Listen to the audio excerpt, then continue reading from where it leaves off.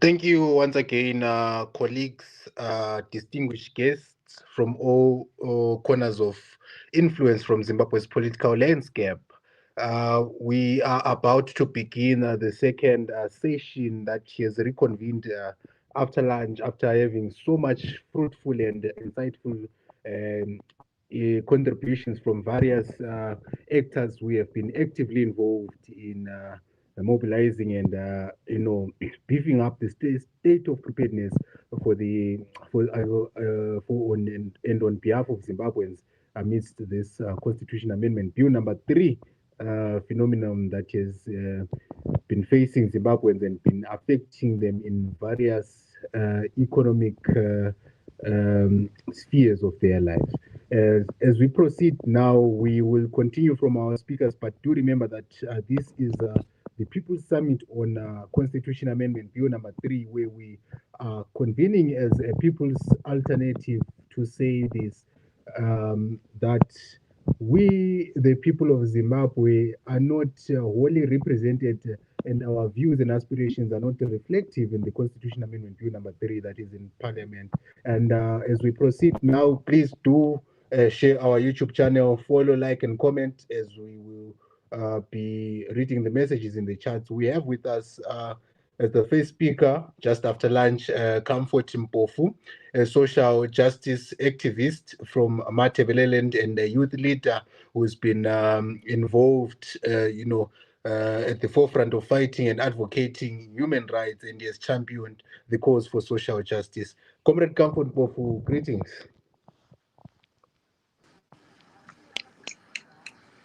Greetings, Comrade Mate. How are you? Am I audible, Comrade Mpofu? Yes, I can hear you. Am I audible? Yes, and if you can hear me, welcome to the People's Summit on Constitution Amendment Bill number 3, and we are pleased to have you as a youth representative of Matabeleland province, and we are proud to have you as a social and economic justice activist before us today to unpack on behalf of the youth in Matabeleland on the issue of Constitution Amendment Bill number 3. Could you please now slide into your thoughts about this bill in general? You may take the mic. Okay, thank you so much. Thank you for having me.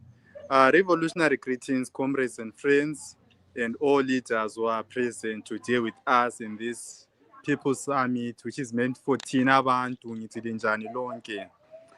A lot has been said about this, CAB3, the Constitutional Amendment Bill number 3. A lot has been said, and I guess a lot has been exhausted in regards to that bill.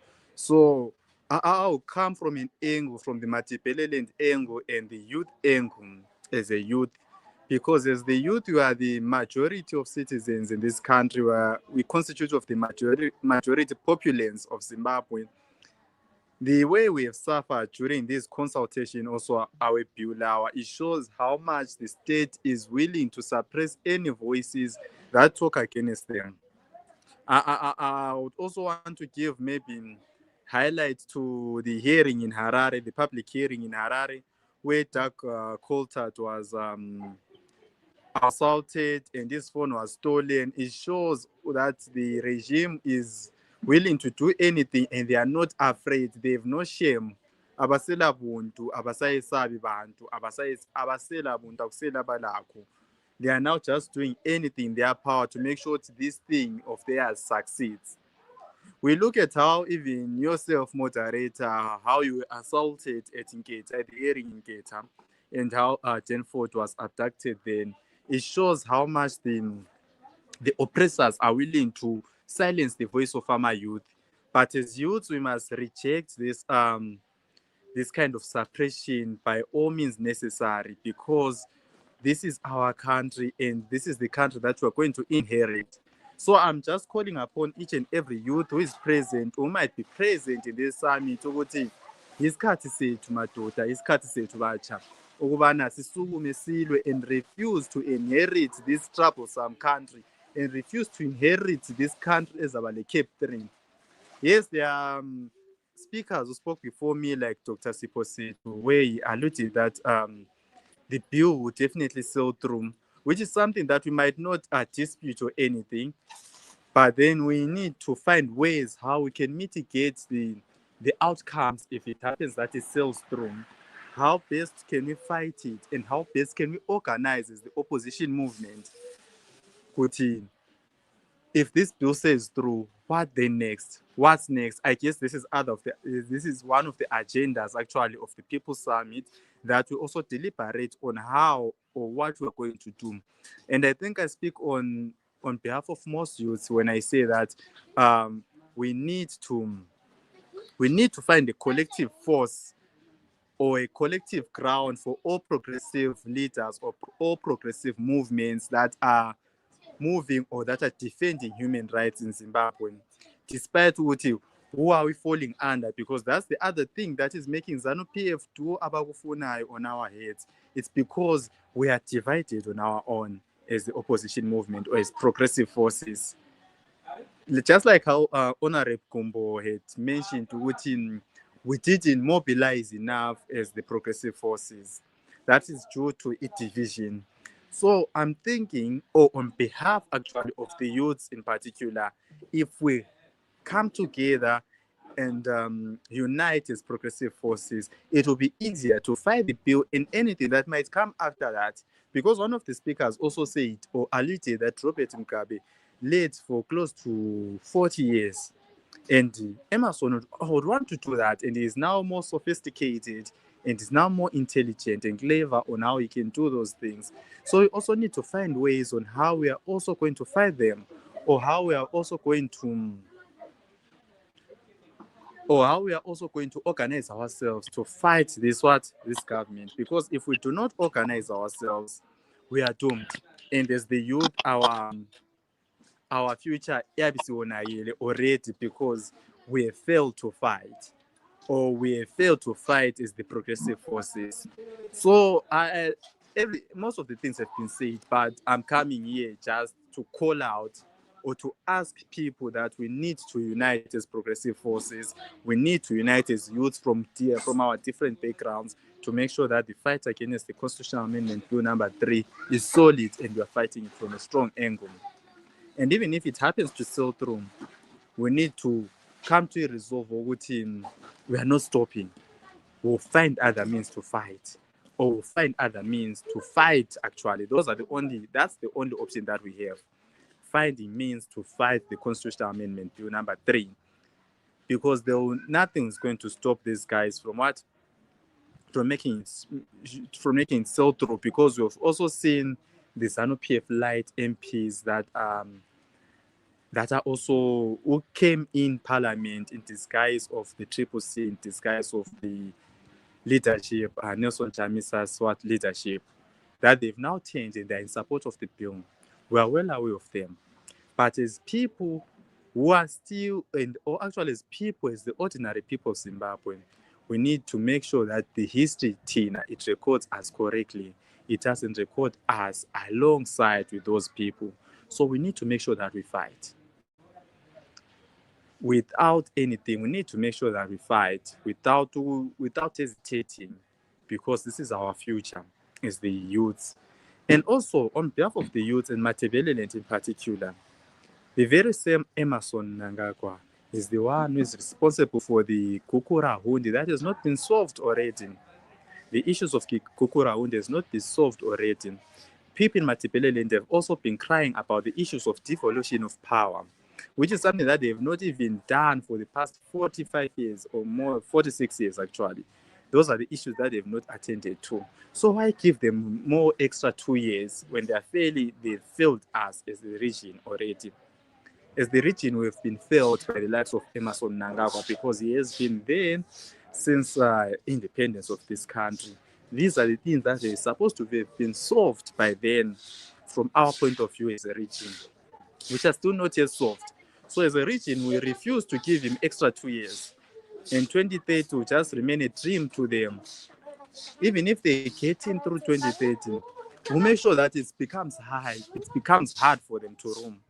We'll make sure that we also raise the cost of dictatorship for these dictators. Otherwise, comrades and friends, a lot has been said. If I'm to continue, I'll be repeating some of the things that have been said by other speakers. But I think, speaking on behalf of the youth and the people of Matebeleland, our voice is clear. We need to fight and we need to unite all the progressive forces of our country. Thank you so much, comrades and friends.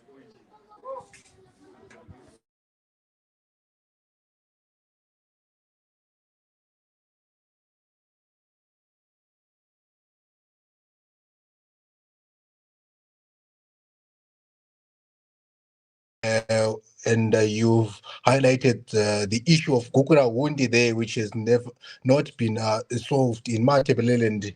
And within this constitutional amendment bill, it seeks, to bestow, to undo the traditional role of chiefs and allow them to participate into a more political mandate through the amendment of the bill. And yet the government in the same line has launched a chiefs-led process to tackle the issue of Kukurawundi, which is a contradiction within the governance logic of Zimbabwe. But none besides that, we have a youthful and courageous leader who currently convenes young people across Zimbabwe under the banner of the National Constitution Movement. His name is Simbarashe Rambiao, who has been, doing so much in terms of organizing a united front amongst youth, despite of affiliations and these, institutional fabrics that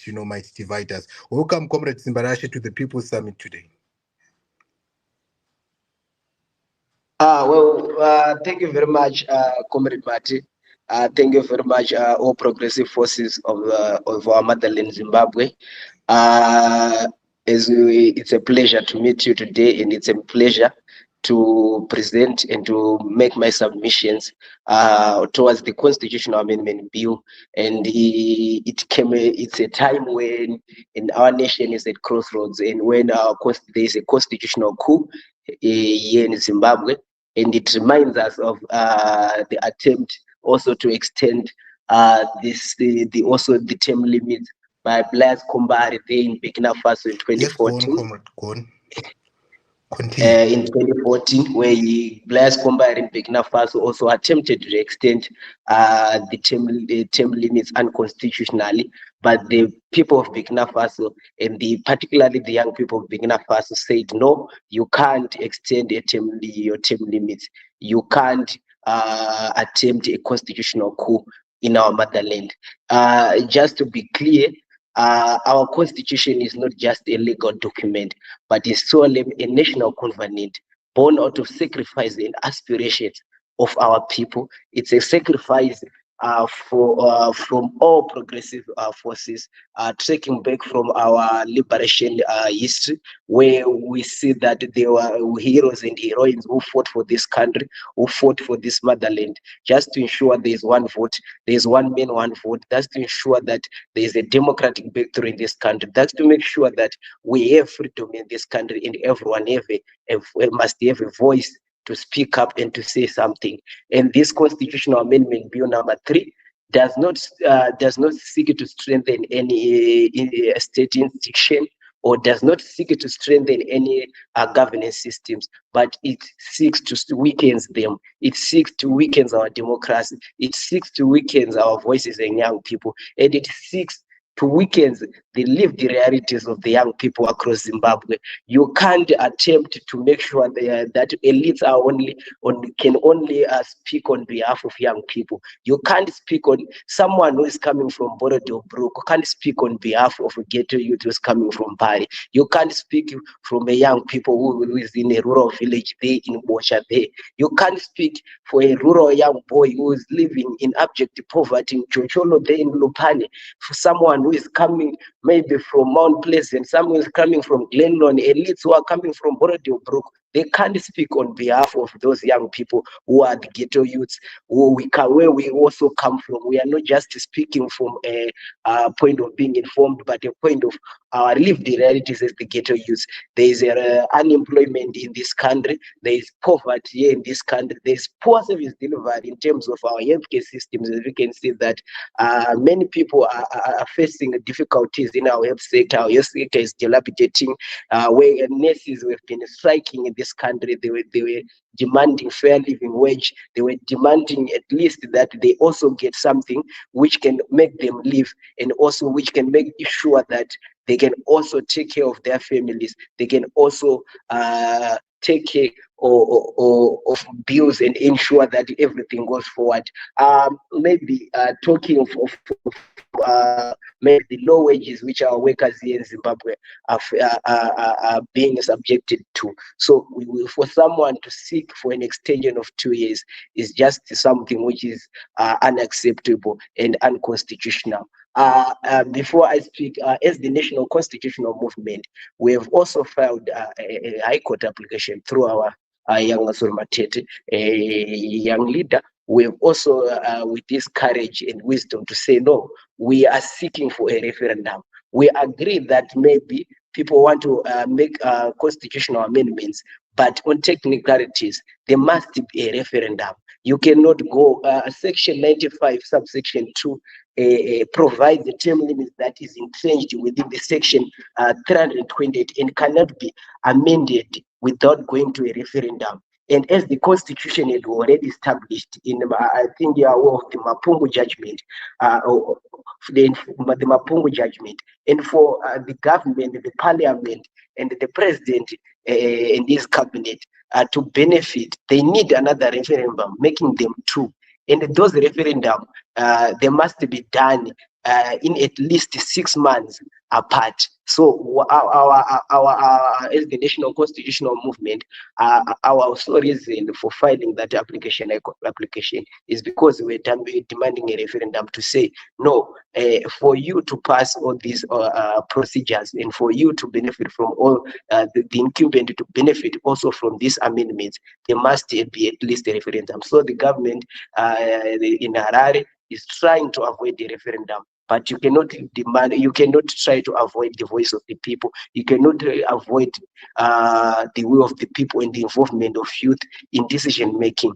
As this bill seeks also to scrape away the only rights which we had as the young people, the only way we can be involved in decision making, it is through by casting a vote. And they want to take that away from us. And they want to ensure that all our hands and all the future of us as the young people and as the ghetto youth is being concentrated in the hands of a few elites who are living in their own maybe luxurious lifestyles. We have seen that recently last week, but one day we have seen some luxurious weddings which have been done, millions have been plundered, but it's difficult for someone who is a ghetto youth, who is coming from Bari, who is coming from Budira like myself, to say we can enjoy the same benefits. There is already a class struggle, there is already inequality within our society. And for us to surrender our future, and for us to surrender the only weapon which we had to make a decision and to be involved in this decision making, by surrendering that power to the elite, is uncalled for, and it's counter-revolutionary, and for us, it's stealing already the future and the little that we have to say our direction and the trajectory of our nation must move in this direction. And I'm going to maybe at least specify a little bit. Many people have been misinterpreted that High Court application. The application simply asks the High Court to declare the Parliament, President, the Minister of Justice, that they can't enact clause 4, 9, and 10 without a referendum, as it seeks to repeal those clauses that are entrenched already.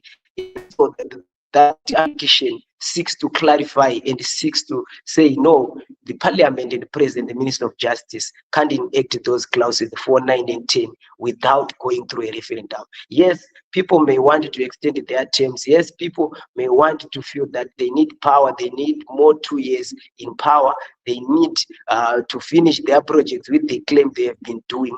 But we are agreeing with them because we are agreeing with their submissions. But we are saying, if you feel that this is the right direction to take, there must be a referendum. You cannot avoid the voice of the people. Let the people of Zimbabwe say what they think they want to say. I think the ground level is not even balanced. I can trace back from the public hearings which we have enjoyed. We have seen violence, intimidations. From this week alone, we have received different text messages which have also directly threatened to send us to Chikurupi prison if we continue this fight against the constitutional amendment bill. But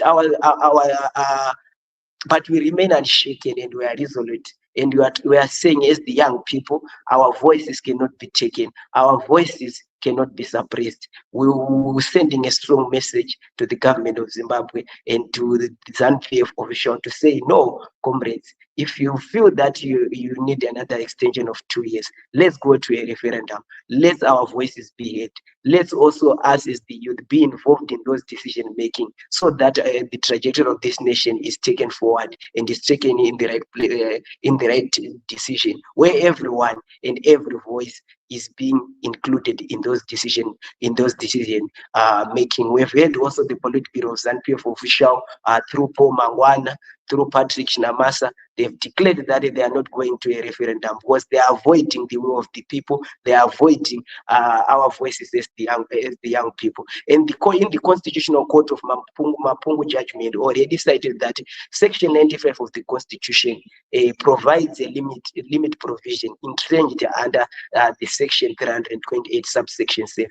So this is very clear that this bill, the constitutional amendment bill, does not seek to represent the people, does not seek to provide any benefit for the people, but it seeks to benefit the elites. It seeks to benefit those from the other side of Samora. It seeks to benefit those politicians, not only us as the young people, and does not seek to benefit the sacrifices and the aspirations of innocence. And not taking much of your time, I know, comrade, time is not on our side. There are also speakers who want to speak. But my voice today is as young people, we must stand up. As the young people, we must defend the Constitution. We must defend the supreme document of our motherland, which is not only a legal document, but a covenant born out of sacrifice and aspirations of many and the hope of many Zimbabweans. It is our duty to speak up. It's a revolutionary duty for everyone from where he is. It doesn't matter you're in Chinabwe, it doesn't matter you're in Mbirede, you must also speak up, because that bill does not seek to benefit, and it does not seek to represent the will of the people and the will of those youth for someone who is in Mbirede, but just seek to benefit the elites in this country. So my submission, Comrade Mate, today is let's unite as the progressive forces. It's not time for us to point fingers at each other. It's not time for us to be diverted and swayed and divert to another attention. It is of our time to unite as all progressive forces, to put our eyes on the ball, to say enough is enough. Our Constitution is our pride. Our Constitution is our future. Our Constitution is our right direction in the right state of mind. And our conscience must speak for themselves. That is Zimbabwe. We must ensure that we do what is right. We must ensure that we safeguard this nation. We must ensure that we safeguard the future of this nation. My heart goes pain-free to my comrades who are in remand prison, only because they are against the constitutional amendment bill, with the regime here in Harare is trying to make sure it sails through. But as the young people, they have stood in what they believe in. Their conscience and history will reward them. They have stood and they have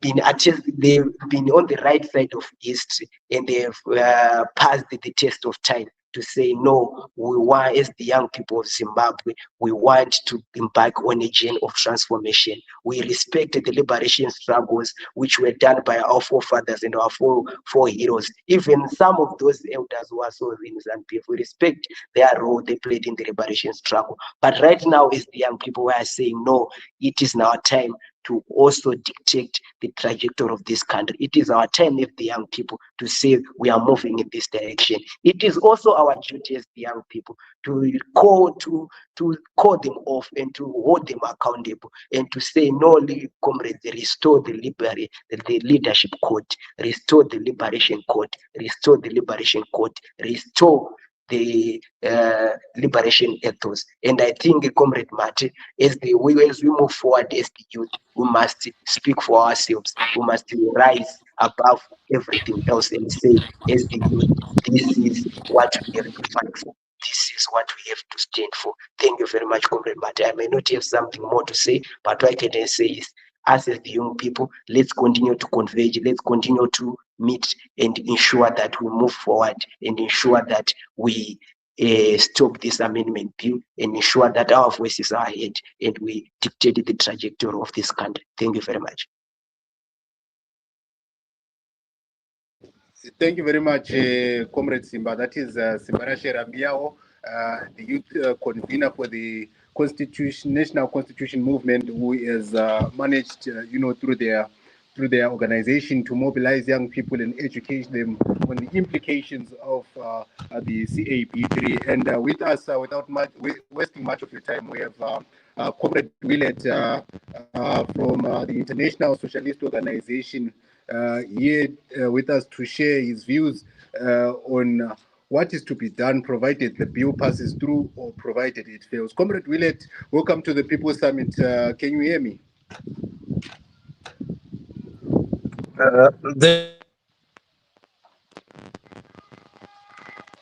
Thank you very much, Comrade Willett. I think I may give you the platform, to share your thoughts with the people of Zimbabwe on CAB3. Okay. Thank you very much, comrades. I don't know if you can hear me, but thank you very much for this opportunity, and I want to thank comrades for organizing such a platform. My name is Comrade Che. I'm from the International Socialist Organization. I think I want to also give recognition to the speakers who have spoken before me. I think they've done a great job in trying to articulate the circumstances in which we are right now. I think also they've also unpicked almost everything what is going on. No doubt that this constitution thing is very unpopular among the poor people, among the workers, and it's also affecting in the near future. No doubt it's a constitution that they want to amend so that they continue to secure possessions, wealth, and they continue to loot also. They've made extremely a lot of money. They've also done extremely a lot of corruption. They've also done a lot of manipulation, especially in terms of manipulation in the workers' sector. We've also seen how affected the poor people are. The country is in a turmoil, if I may say. If we see that the circumstances in which we are surrounded, there's no doubt which we can say that the people are for the constitution. Everything has gone down. Millions and millions have been made. I think comrades have said it before, that a lot of things a lot of money has been made and a lot of things have been accumulated. But it's only benefiting a few. As we have seen, it's only benefiting, as we have called them, Ganandas. So it's actually strategic for them to actually extend this kind of constitution so that they continue with their looting. But I would say, as from the International Socialist Organization, we have also seen and we've also been attending these CAB3 consultations. They were met with thorough dictatorship. You can see wherever you go that the regime had actually mobilized and used a lot of resources just to stop this just to make sure that this CAB3 thing continues. We've also seen that they've actually donated or give, let's say, for instance, the chicken slices, the bicycles. We've also seen them being distributed just to make sure that this CAB3 passes. We've also seen the consultations which we have attended have been met with a lot of violence. I think the one which was the worst was the one that transpired in Harare. We saw how these thugs were ready to attack the leadership or in different organizations, and actually we went as not organized as we thought we would go, because there was a lot of resistance there, and we saw that it was met by decisive violence. So I would say that it's indeed said that it has reached these circumstances. But if you find that even in the future going forward, these things are not going to change, the circumstances of the poor people of the working class are going to still remain the same. And after this CAB3 thing passes through, whether it passes or not, it's still going to be suffering a luta continua. So the poor people, unfortunately, on our side, like other speakers said, we have not been organized enough to meet this dictatorship. People are ready, but we have failed to also offer leadership at a certain level. We have only organized at a top level, not on the ground.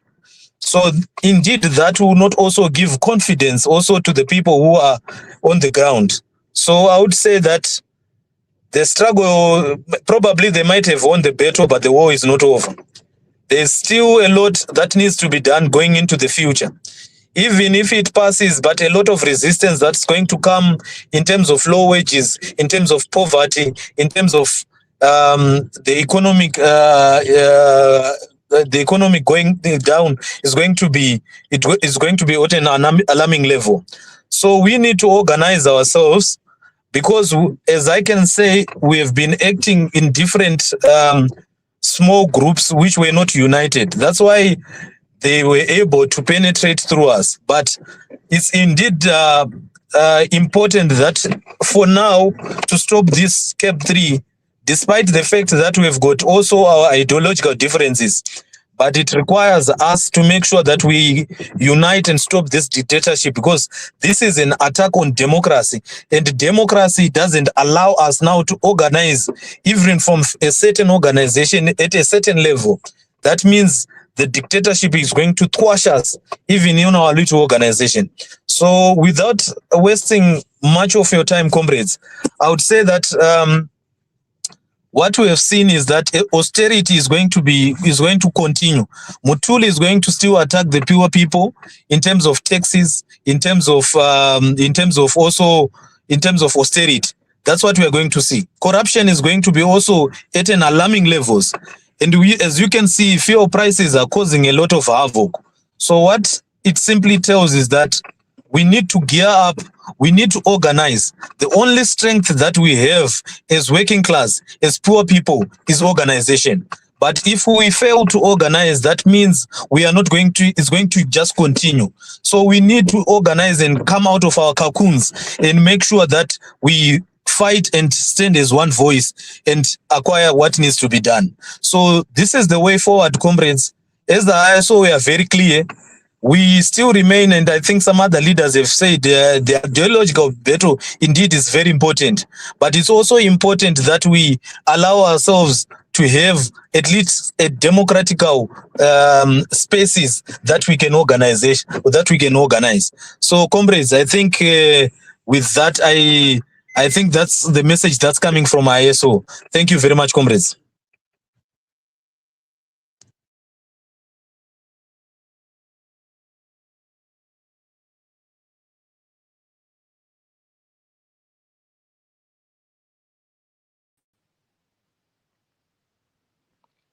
Technical team, hello. I doubt if I'm audible. Okay, I can hear you, comrade. Okay. Thank you very much for the for the powerful contributions and reflections, Comrade Willett. They speak a lot into how Tulingwe has managed to run a command economy on oxymorons, deliberately creating dual enclaves such that they divide the Zimbabwean working class, the poor, into these classes that are fragmented to confront the source of their poverty, which are good reflections that we should consider when we are to confront the Constitution Amendment Bill number 3, to say, does it really speak to the to the suffering people? Does it speak to the realities of the working class, the students, and the business people within communities? So I think you made very powerful contributions right there, my brother.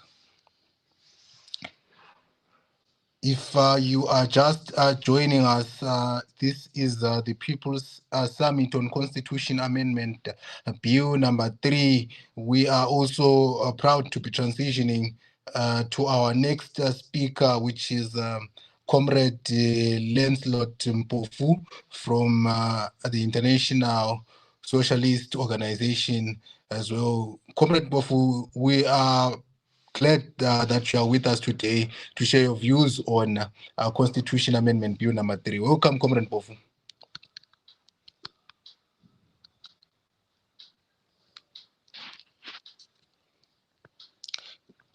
Technical challenge there. We're facing a network glitch. Comrade Mpofu, can you hear me? Am I audible?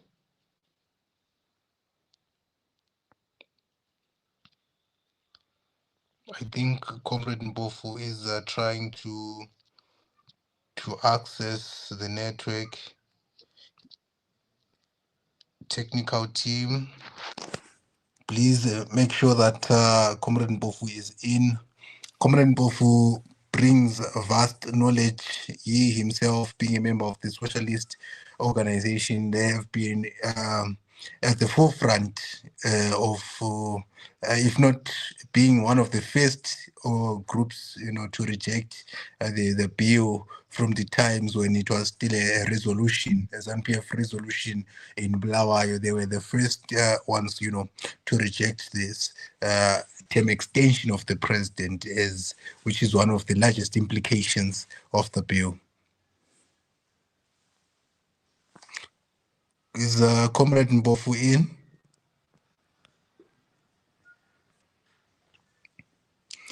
We are facing a challenge with Comrade Mpofu here, but if you are following us right on our live stream on this YouTube channel, please you reshare the link to your colleagues in your groups and other platforms.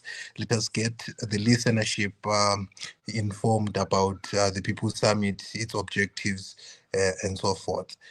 I hope I can get Comrade Mpofu back, but as soon as he's preparing to come back, we can see if our next speaker is ready to come. I doubt if he is. I'm sure he is facing technical challenges in a few.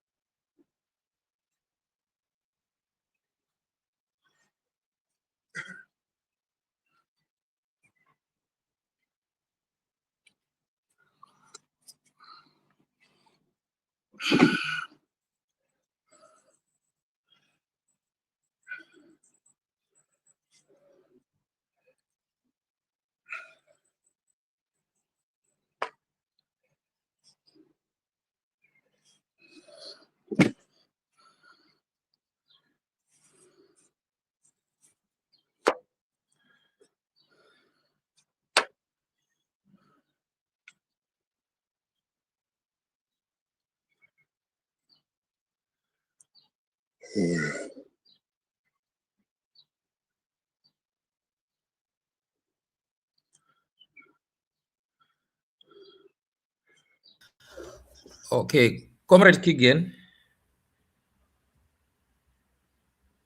Gerald, I'm seeing you. Are you seeing me or not? Yes, I am seeing you.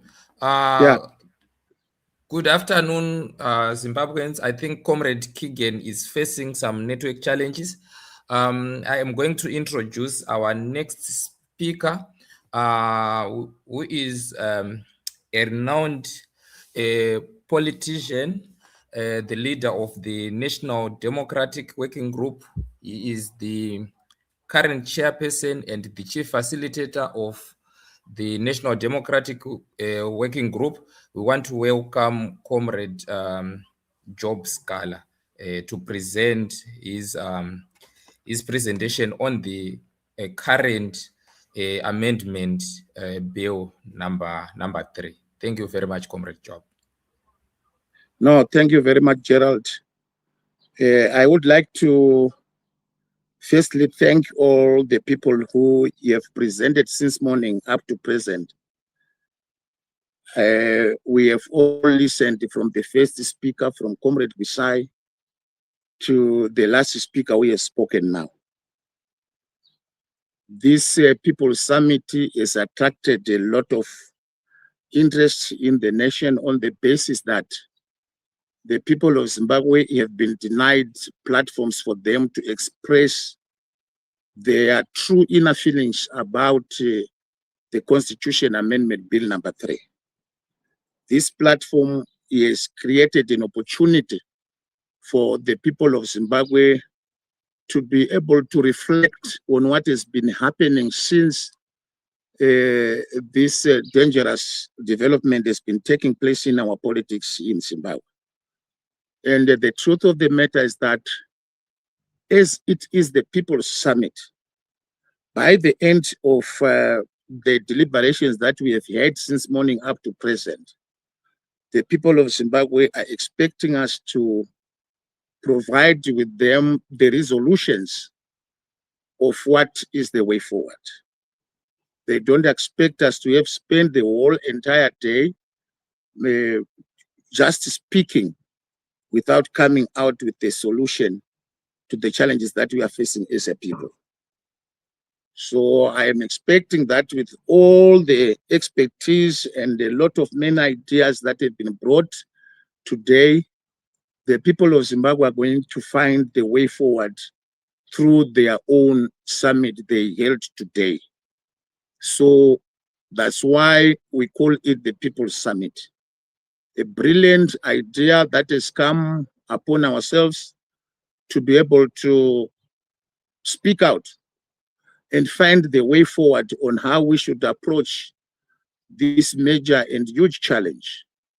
Of course, I've seen some of the comments which the people have been trying to put that, you know, the platform with which we have used to engage in this conversation is elite, in that the majority of the people on the countryside are not going to be able to get the views that we are going to speak out today and so forth.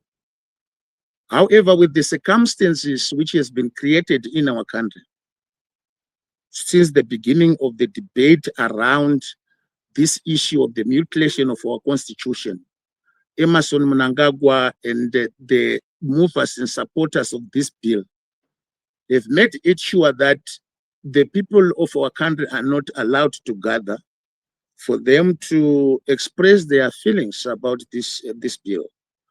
So we use every platform available for us to make sure that dictatorship cannot thrive during the period when technology has given us alternative platforms for us to be able to express ourselves.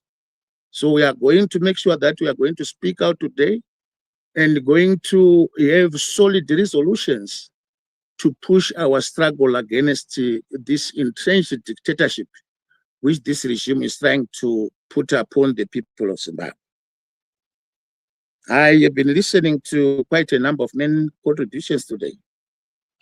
I completely agree with the majority of the input that has been put, but also we must be able to understand one important and fundamental issue, that we must not narrow this struggle as a struggle between the elite and the downtrodden.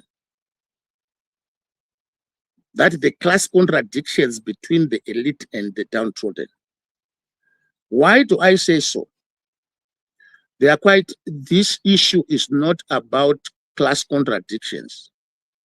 It is broader than that, in that it is the majority of the citizens of our country, the masses of our people, on the other side, and a tiny elite, which Dr.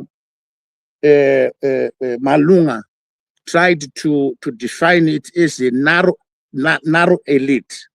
Although I would go further to say it is not a narrow elite alone, but it is a narrow criminal gang that are the movers for this constitutional amendment in our country. It is a very small, tiny criminal gang that wants to capture our state. And after capturing the state, the Dr. Tafazwa Choto was able to give and expound the consequences of the state capture which this criminal gang wants to do to our country. We know they are the major movers and the sponsors of this motion of the constitutional amendment bill in our country are the criminals who have been baptized as Zigananda in our country. Their intention, one, is to capture the state. After capturing the state, what are the consequences of this state capturing, which will manifest in our country as we go forward? Dr. Tafazwa Choto expounded, one, the total control of the national economic fabric of our nation by this criminal gang. That after the passage of the constitutional amendment bill, it will give them complete and total political control of the levers of power and also the economic fabric of our nation.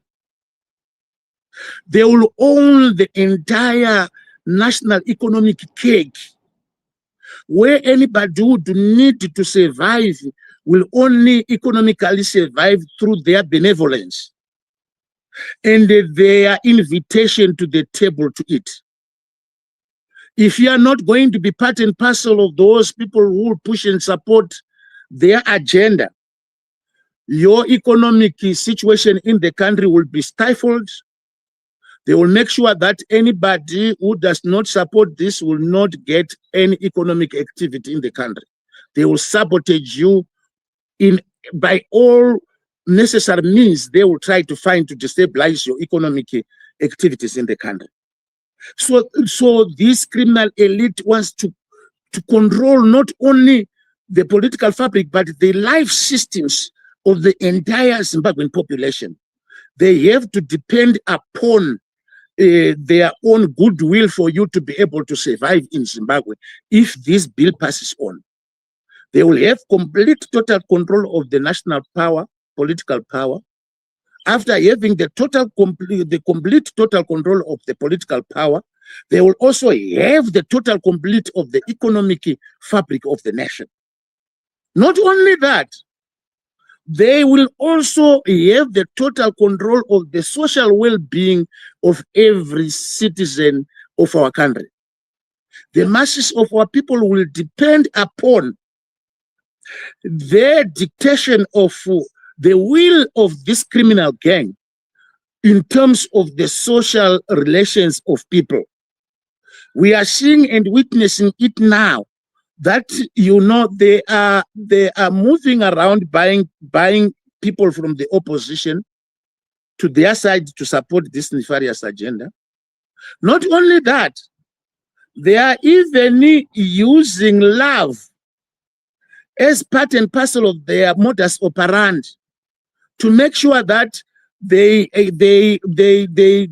propose love to those who are opposed to their agenda of state capture, going as far as impregnating them, as what is happening currently within the opposition members of parliament who are female in parliament. It shows that this criminal gang wants to take control of the entire sociological life system of the people of Zimbabwe.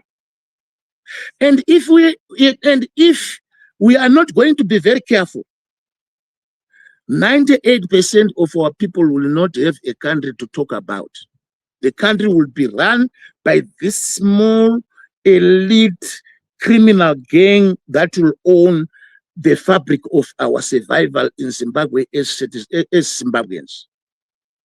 So this is something that we need to put into consideration when we are making this deliberation on this summit today. After saying that, like what Honorable Gumbo has said, we have been speaking, and you know, every Zimbabwean is now saturated in their minds with the explanations that have been given by different political players in our country on why CAB3 is dangerous for our nation. People are just saying, where to now?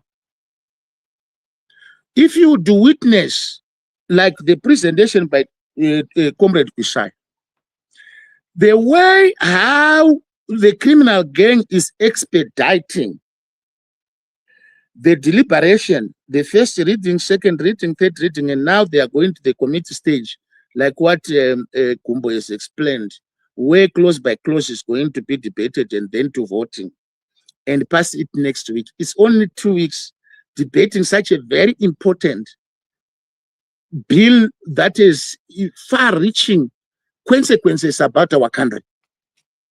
So why are they fast-tracking it? They are fast-tracking it on the basis that they want this agenda to be fulfilled before the end of June. They want now to complete political domination before the end of June. And after passing this, we will not have any country to talk about. Everything will now be in the hands of the criminal gang. We will all be subject to the whims of their will. Whatever they will want, they will be the ones who will be calling the shots in our country.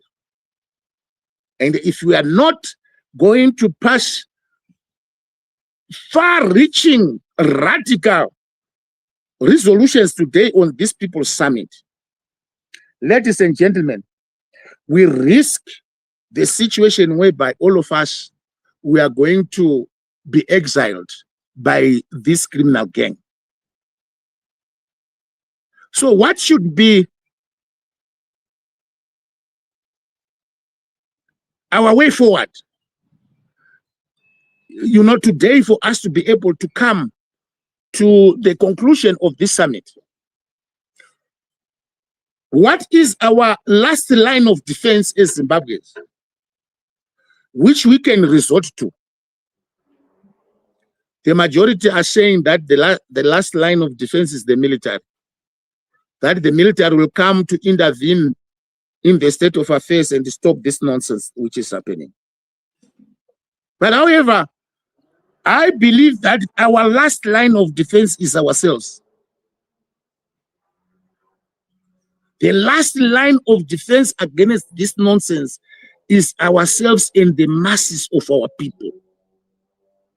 people power is the only one that we are able to galvanize. Yes, I hear what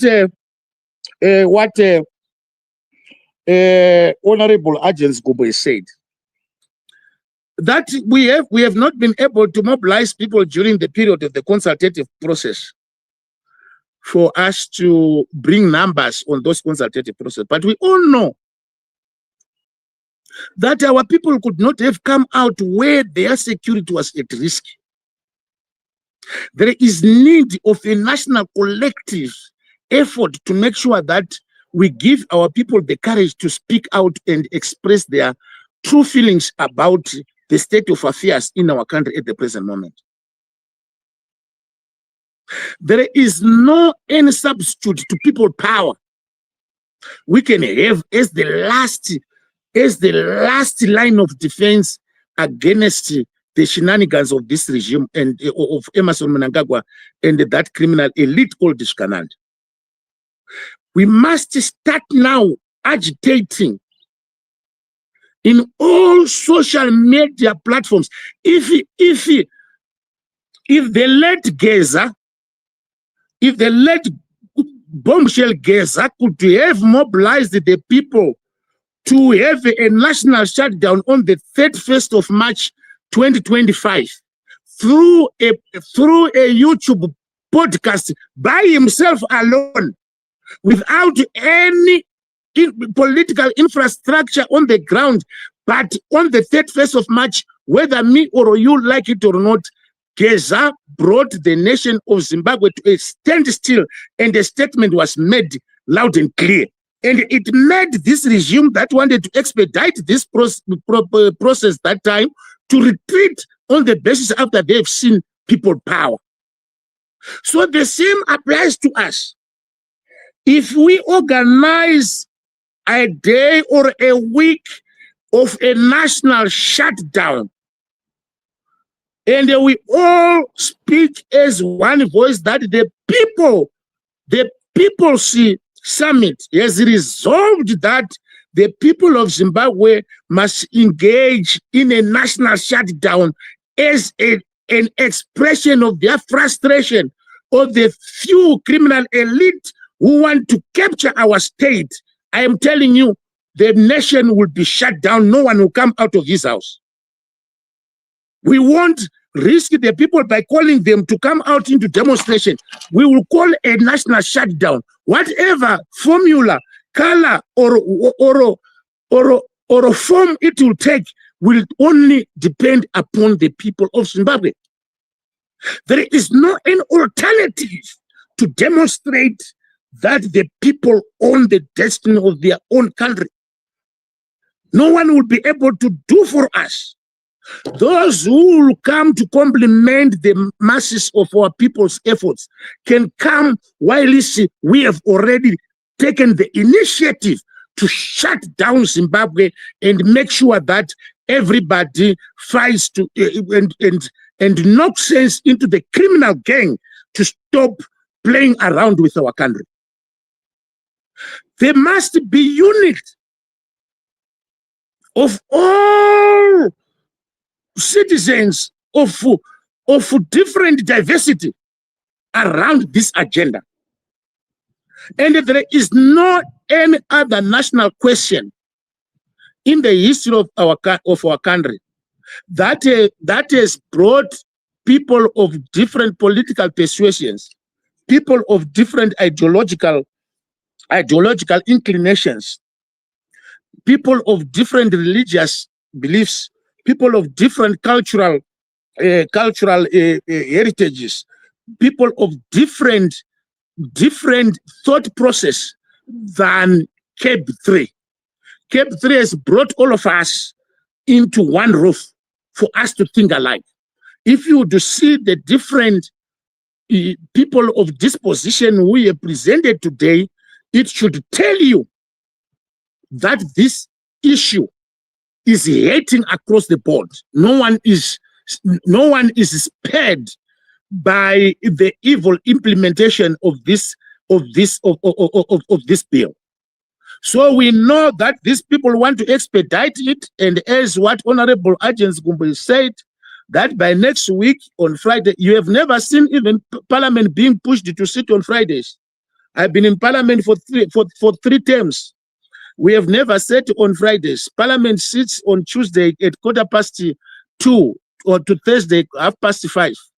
And the people are, the Parliament are just next week Thursday. But this time, even the fast track land reform program was never held with the speed with which they want to pass this evil bill. It must show you that these people are racing against time. While they are racing against time, let's also raise the tempo among the masses of our people to engage in a national shutdown against this evil agenda which has been brought before us. This is what I would have wanted to say, that after the deliberations of today, we must be able to have a way forward that this summit will announce to the masses of our people. With this, Gerald, I thank you for giving me the opportunity to present in a brief way, my contribution to this summit today. I thank you.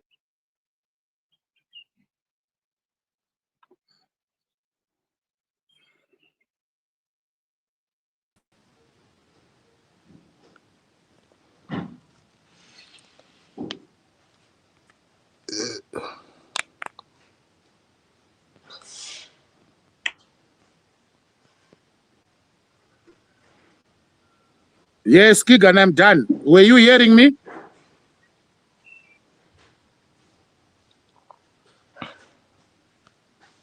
That is Honorable Job Wiwas Kala. Thank you very much, Chief Facilitator of the National Democratic Working Group, on that insightful scenario mapping on what needs to be done. I think moving forward, we can take Comrade Lancelot Mpofu from the International Socialist Organization. Comrade Lens, welcome, my brother. I think this is the opportunity where you go deep within this platform, the People's Summit on CAB number 3, on giving us the direction in terms of what needs to be done.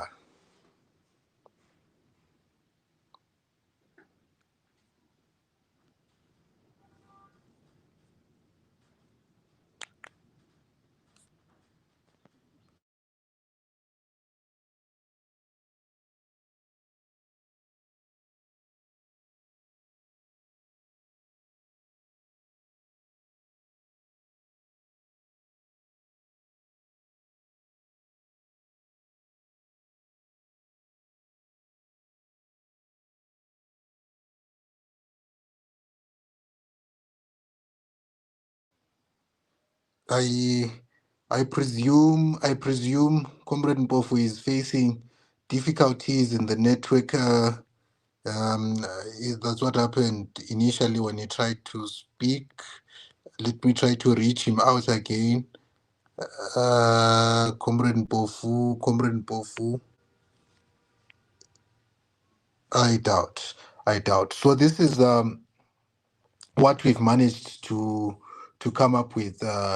Various speakers coming to show us and reflect on CAP number 3, its implications and so forth. So I am afraid that Comrade Mpofu cannot share his findings today because of network issues. So what we are going to do is that we are going to ask the resource persons, the thematic persons, to convene in their respective groups and try to collect and come up with a dossier of the findings of today's contributions on CAP number 3 by various speakers. And when we reconvene tomorrow, we shall then come up with a consolidated a report and dossier which is reflective of each and everyone's contribution, and hopefully so as an objective to direct the course at which, or the trajectory at which we shall be taking. Thank you very much. Props and on the behind of the scene persons. I see Comrade Pofu is back, so we can still take Comrade Pofu again and tomorrow when we reconvene at 2, and he becomes automatically the first speaker, and then we transition to Comrade Opet Masarawuri as the final speaker of the day. Thank you very much. If you are following the People's Summit on YouTube, if you're following it in the comment section as well, please do leave a message with us and tell us how you feel on the CAB3 and propose the trajectory forward. Thank you very much, Comrade Gerald and the team handling our props today. Thank you.